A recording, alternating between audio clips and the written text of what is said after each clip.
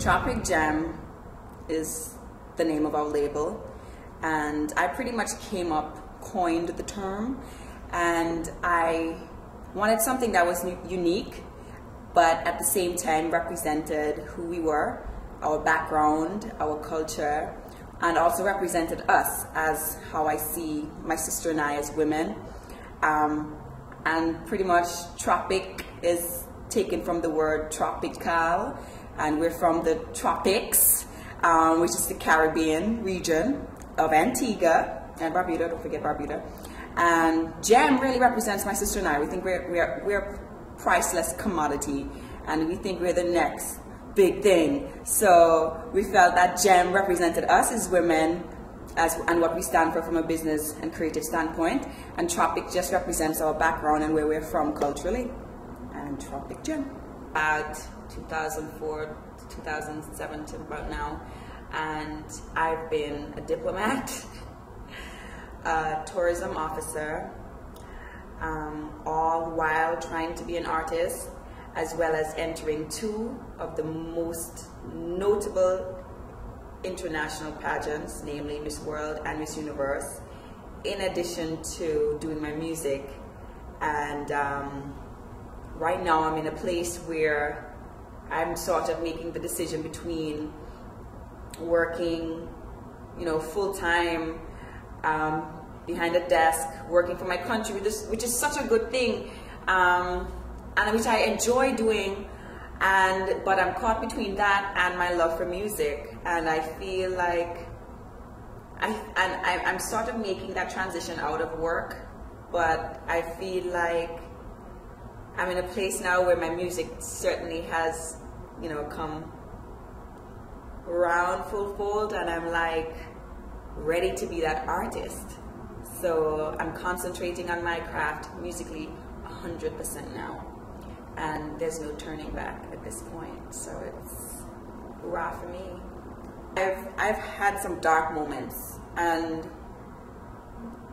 the thing about me, my personality is so success driven and purpose driven, that if I don't feel that I'm living my life's true and full potential, I get depressed. I go through these depressed stages, and music, not being able to do my music and going through the frustration of just really not knowing what direction to go in, where to turn. I mean, it's been hard for me coming from Antigua, knowing nothing about the American society, nothing about the music industry, just knowing that, I knew from the age of 13, I told my mom and dad, I need to go to New York. I knew nothing about New York. I don't even think I had gone to New York as yet. Maybe I might have, I don't remember. But I knew I needed to go to New York because that's the place where dreams come true. And that's the place where I felt I needed to be at that young age to be successful, to be a successful artist. And then I came here alone.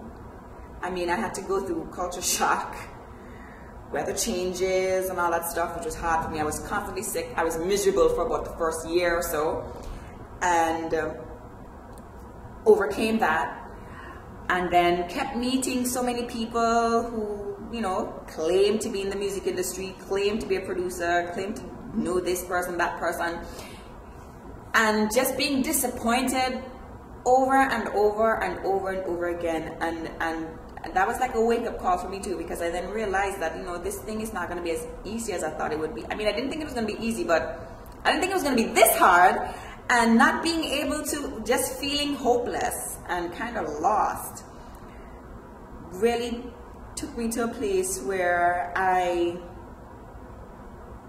just didn't know what to do. I wanted to sing, I wanted to be an artist, but I didn't know what to do. I didn't know where to go. I didn't know where to turn. I didn't know who to talk to. I didn't know who to approach. I didn't know what to do. And I got so frustrated that there were times when I would go to bed at night and cry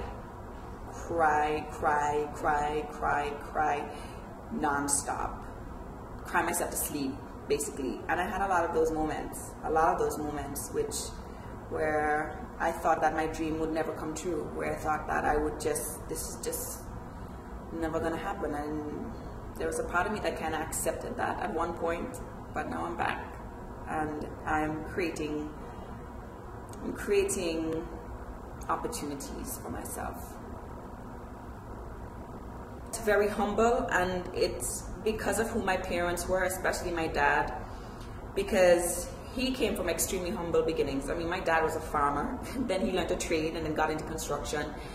And even, you know, elevated to a politician, which is the highest rank that any person could achieve in our society.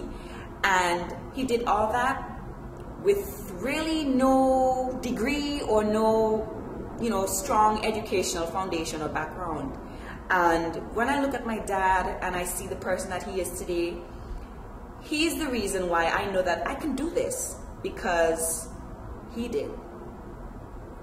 From nothing to something, and because of him I have an early start. I can do this.